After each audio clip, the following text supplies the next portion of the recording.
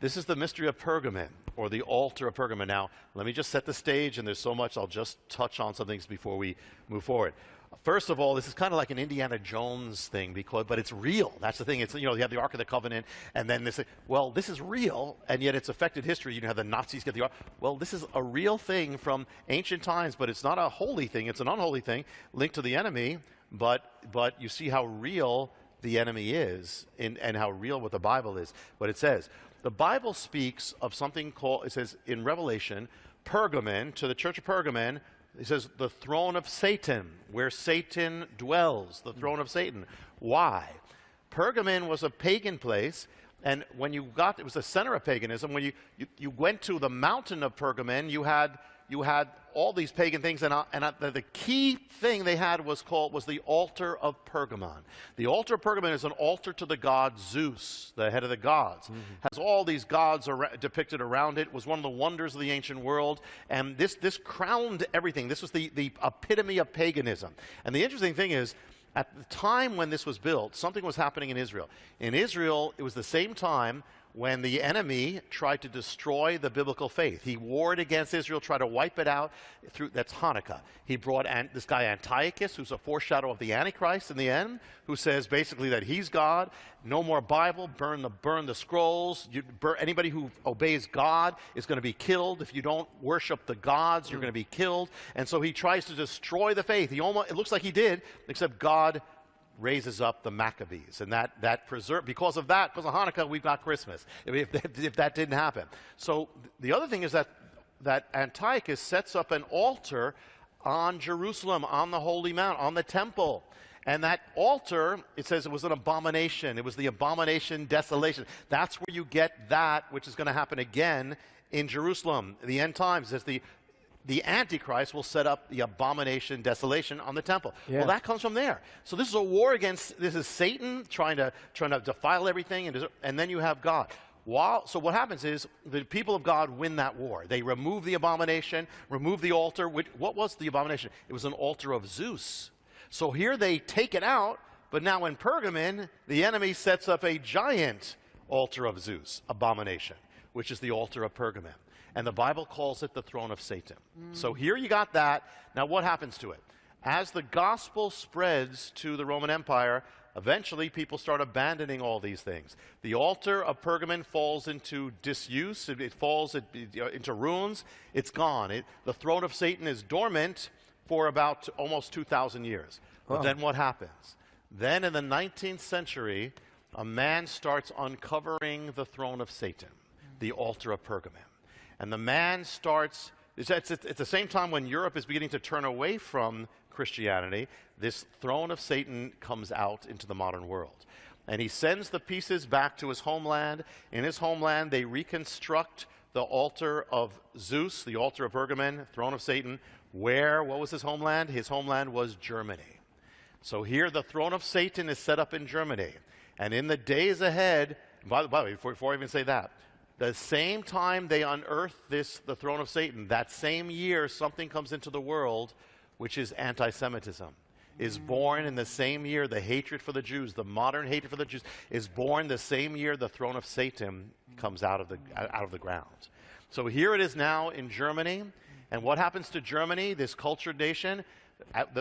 The nation of Germany is going to become satanic, is going to become possessed. If you talk about possession of a person, this is an entire nation that's going to be possessed. But before that, the enemy, keep something in mind, the enemy is a destroyer. It says in the prophets, it speaks of the enemy, it says, you are the destroyer of you are the destroyer of cities, you make the earth desolate. The enemy wants to destroy desolation. So what happens in Germany? What happens from Germany? Before that even happens, you have a world war that is linked to Germany, the First World War. Millions of people destroyed, killed, devastation. First World War. And the throne of Satan is right there in Berlin. That's where it is.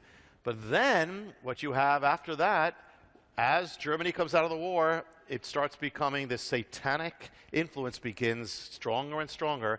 The man named Adolf Hitler begins rising to power. The Nazis rise to power. The most satanic thing rise to power. The altar of Satan is opened up to the public in 1930 in its new museum, and then that year the Nazis suddenly rise to ascendancy on the political scene, and then within 3-4 years the entire nation is taken over under this satanic darkness of Nazism. So now the Nazis have possession of the throne of Satan, the altar of Satan. I mean, the most evil people, the most evil movement are now joined to this, and Hitler is now in Berlin, as he comes to power, the place of the altar. That's when he comes to power, by him coming to Berlin.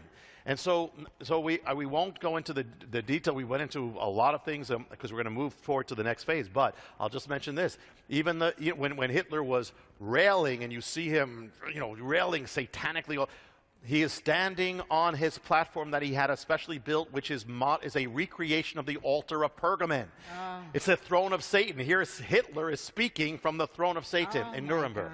I mean, that's where it's all happening. And it's there in Nuremberg where he first says the word final solution. And remember, the enemy hates the Jewish people, wants to destroy the Jewish people. There's no accident this is all happening. He wants to wipe them out. So he uses Hitler as this man who's possessed. And then an entire nation that's mesmerized. And we won't go into all the detail except to say just this one thing. The altar of Zeus is an altar of burnt offerings.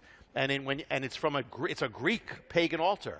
If you take that into Greek, the word burnt offering is holos kaustos, or Holocaust. Wow. And so here Hitler is literally standing on an altar of Holocaust, the ancient throne of Satan, altar of Holocaust, and from that the Holocaust begins. And so Hitler's war is the enemy's war to wipe out the Jewish people. And I won't go into, there's so much, and we touched on because we're going to move forward again, but there's so much. This is such a deep mystery here.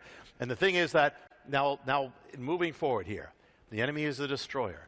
Now, how many Jewish people were killed in this Holocaust? 6 million. How many people were killed in the world in World War II, the devastation that also came, because the enemy is against all people? 60 million. The Jewish people were a tithe. Yeah. The sacrifices of God were the first fruits, often, and they were the tithe. Oh. So the enemy takes the things of God, the holy things, twists them into something satanic. So here you have now World War II, another second gigantic cataclysm happens again from Berlin. The end of the war, the whole world is converging on Berlin, the place of the altar of Satan. You have the armies of the West, the American Allied Army coming from the West. You have the Red Army coming from the East. And it's like the whole world's being drawn to the city where it all began, the devastation, the place of the throne of Satan. And so there they come. It's all in ruins. The enemy always brings everything to destruction. Even those who serve him end up getting destroyed. Hitler kills himself in a bunker, and it's April 30th when that happens. April 30th is actually a date on the satanic calendar of offering, of sacrifice. Really? It's a date. It is one of the key dates on the satanic calendar. April 30th. Hitler doesn't want his body to be taken, so he orders it burnt, the last burnt sacrifice of the war.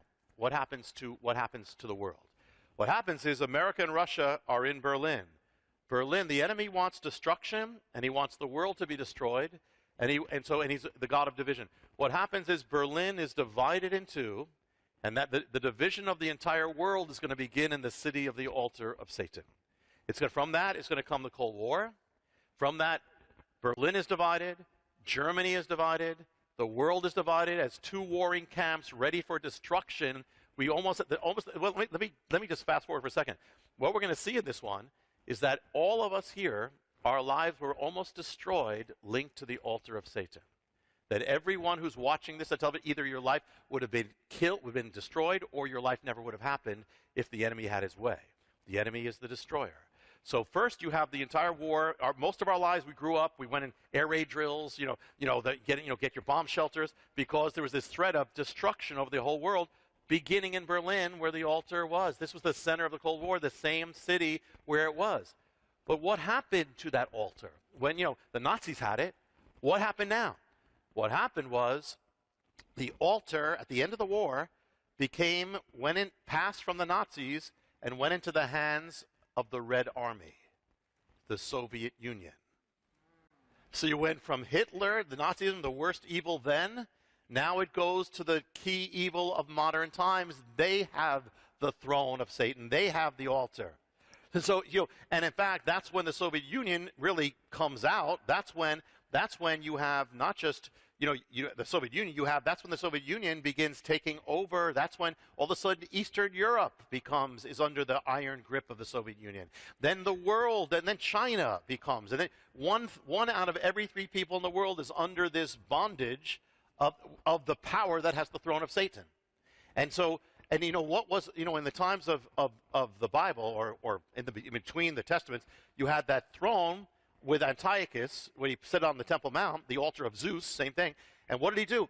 He banned the word of God. He persecuted God's people. Well, what happened all over the world? What happened through communism, which had the throne? They banned the word of God. They persecuted God's people, threw God's people into prison camps, made it illegal to follow God. Same thing. Who's doing that? Satan's doing that. And at the same time, the Soviet Union, what else are they against? They're against Christians. Communism. What else were they against? They were against Jews. They were the chief, if you remember, it's not so long ago, they were the arch enemy of Israel. They tried to destroy Israel. They funded all the terror. They funded every enemy of Israel. They helped start wars to destroy Israel. So who's that? That's Satan. They hit the throne of Satan. Not only that, here's something else. In 1948, now the altar is still in Berlin, but it's under the Soviet Union's power. But in 1948, they actually take the altar from East Berlin and bring it to the Soviet Union. So the Soviet Union actually has the altar now. Now? Well, no. Well, there's more to it. Oh, my. There's more to it. Where's that altar? Yeah. And so... I mean, my mind's going crazy because all the players, we've been there and done that, and it sounds a little bit what's going on in America right now. My God, what's going on? When we get to the last part. Yeah, okay. My brain's going to explode. Oh, boy. Okay, Rabbi, keep going. So the year it was in Berlin up till 1948, then they move it. Uh-huh. Well, in 1948, suddenly the world is brought to a brink of potential destruction. It's the Berlin crisis. The Soviet Union cuts off Berlin. There's a whole thing going before America. It lasts till about 1949. Now the altar is in Russia. You don't have any more problems like that in Berlin until they return the altar to Berlin, which I'm going to mention in a moment. What happens, but here's something else about communism. Marx. There's something about Karl Marx. Karl Marx was the son of rabbis. At one point, he considered Christianity, but he rejected Christianity. And he did something. Now listen to what Karl Marx wrote. He wrote kind of a poem. Listen to what he wrote. He said, "A God has snatched from me everything. Nothing but revenge is left to me. I will build my throne high overhead. Cold, tremendous shall its summit be. I will build my throne high." What does God say that the enemy said? He said, "I will ascend into the heaven. I will exalt my throne." That's what it's like Satan is speaking, as he spoke through Hitler, is speaking through Karl Marx. I will build my throne. And then what does he say? He goes on to say in what Marx wrote, "The prince of darkness has sold it to me, this sword. He has sold me a sword. And it beats the time, it gives me the signs, ever more boldly I play the dance of death." And then in the poem, Marx speaks to humanity. He says, "I have power to crush you. The abyss yawns in darkness. You will sink down, and I will follow, laughing, whispering in your ears, descend. Come with me. I bring the world to ruins." What does the Bible say about Satan? It says, who is this one who destroys cities, brings the world to desolation? So here now is the next move of how the Bible is real, it's serious. When it says something about the devil, it's real. And so here you have that going on. Now, what happens? What happens? One other thing here. There's a boy who is born in Georgia, not our Georgia, but their Georgia. His name is Bessarius Yugashvili. He joins the Bolsheviks. He drops his name, and takes up the name Man of Steel, which is Stalin. Here is now Joseph Stalin. Joseph Stalin became the dictator, the ruler over this, with the throne of Satan in his country now, in his nation. He is now communism. When when Russia takes this in 1948, now it seals the grip on the Iron Curtain. All these nations are under communism. Stalin is ruling. He is throwing people. He's killing millions of people, throwing Christians in, hating the Jews, all these things. Now here's the thing. The altar of Satan was unearthed in 1878. Joseph Stalin was born in 1878, the same year that the altar of Satan comes back in the world. A little baby is born who's going to be used of Satan. And so now, what happens here now is another thing.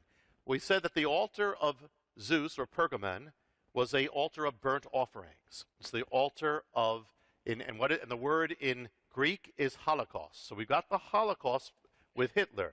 Now it's in the power of the Soviet Union. And there's one other phrase that's used. When you hear the word Holocaust, there's two applications. One is what happened to the Jewish people under Hitler. The other phrase is nuclear holocaust.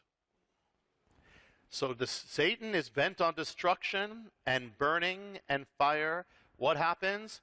The year after Russia gets the altar, they get the power of nuclear holocaust.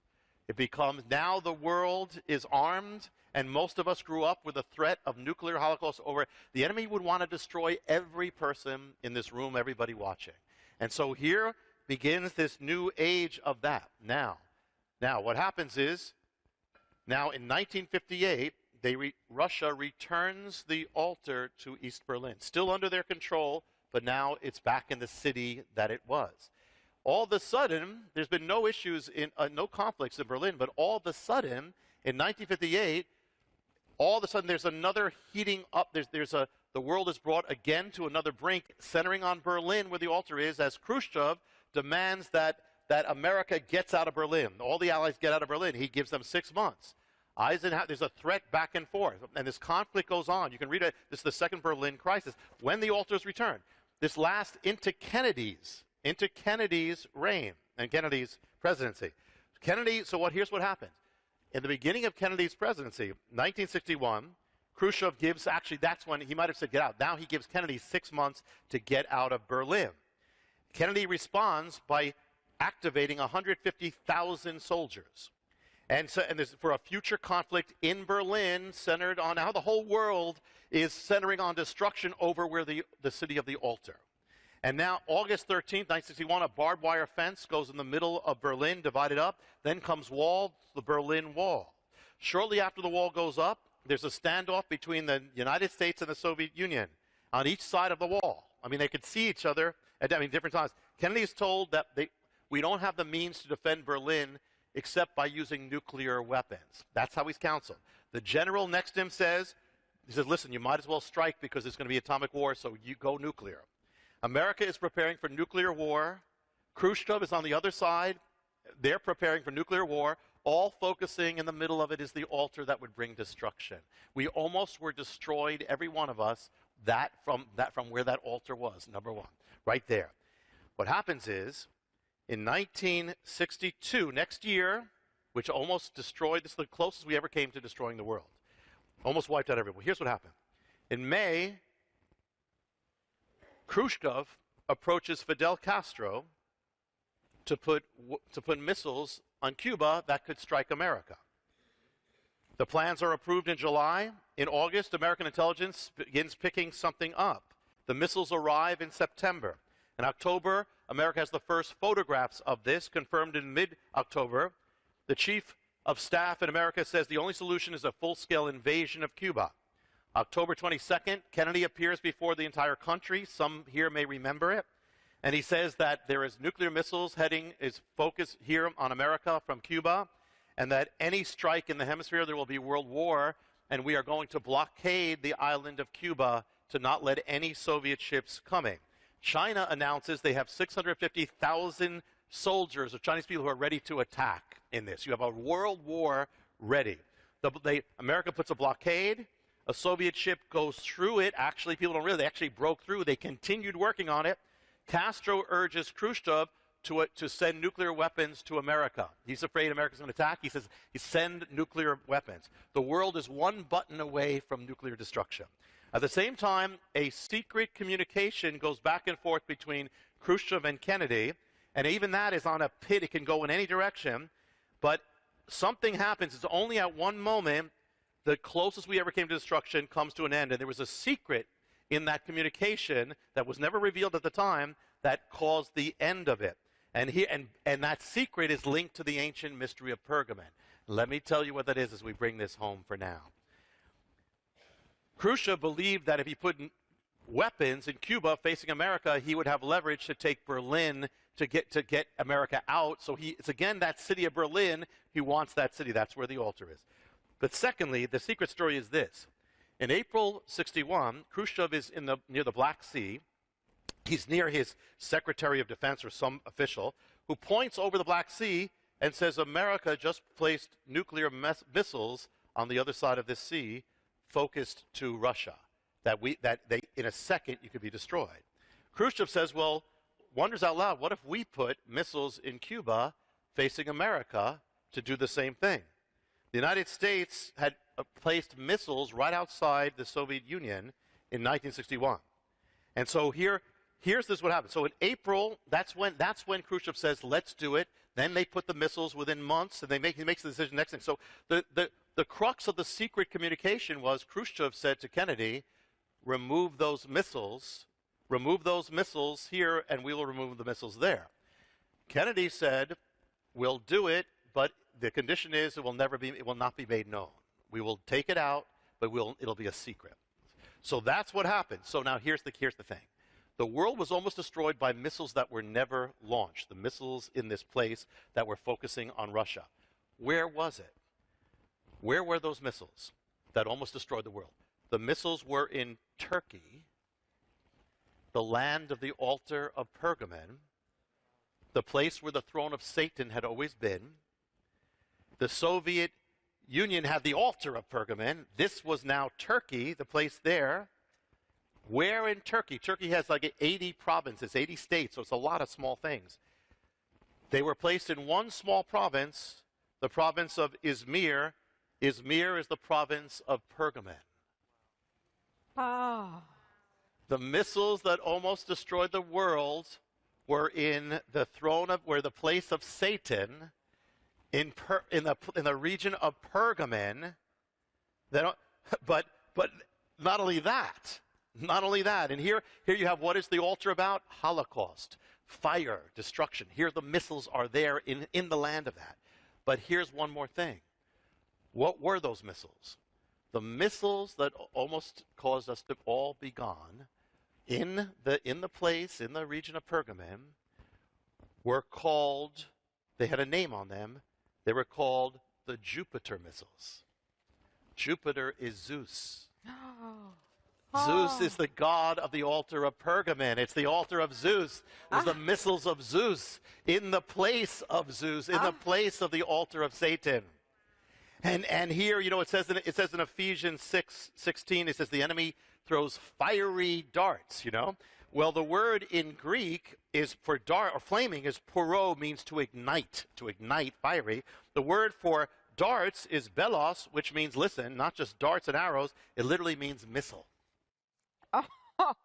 Oh my goodness. So here, flaming missiles from the throne of Satan, the whole world. I mean, and we've just, you've just touched on this, haven't you? Yes. That's why it's all the details all there on this DVD right here. This is a must get. Yes. And, oh my and goodness. It's ultimately, I promise you, as I come back, this is ultimately going to lead us to now, this mystery. But the thing is that you see how real the Bible is. How real, people, when God, when I came to the Lord, and people said, I said, okay, I believe in God, but Satan is real, so real, and you'd have to ignore history, ignore the Jewish history and all that. It's real, there's a real force. So let me just another time we will bring it forward to what's happening about the end times and this altar. But before that, let me just give a word from this quick word, and that is this. Number one, what does it tell you? Everything the enemy ever presents you with in your life, every temptation, don't make no mistake about it, it is there to destroy you. Everything, no matter how good it looks, no matter whether it's money, whether it's temptation of sex, temptation of an affair, it is to destroy you. So when you see that temptation, look through it, see it as if a man was standing at your door with a knife and so I want to destroy your family. And so that's the temptation. See it like that. See the enemy who's behind it, who is there with one purpose. You give into that, it's to destroy everything you love, destroy. So treat that sin like the plague. Treat it like Satan, which is what it is. Number one. Number two, the enemy is the destroyer. And so, and he's tried to destroy the Jewish people, tried to destroy the church, tried to destroy every one of us. And so what does that tell you? The enemy tries to destroy the works of God. He hates God. Anything with the image of God, he wants to destroy. So if the enemy is trying to destroy you, he's trying to destroy your life. What does it say about your life? It means your life must be important to God. Your life must be counting something for God. There must be a purpose on your life. Yes. There must be a calling on your life. Yes. That's why the enemy wants to destroy you. Otherwise, he wouldn't care. Amen. It's because of God. Because he fights the purposes of God. So therefore, when he tries to intimidate you, invalidate you, discourage you, it's because God has a purpose on your own life, your existence. God made you for a purpose, for a calling, for such a time as this.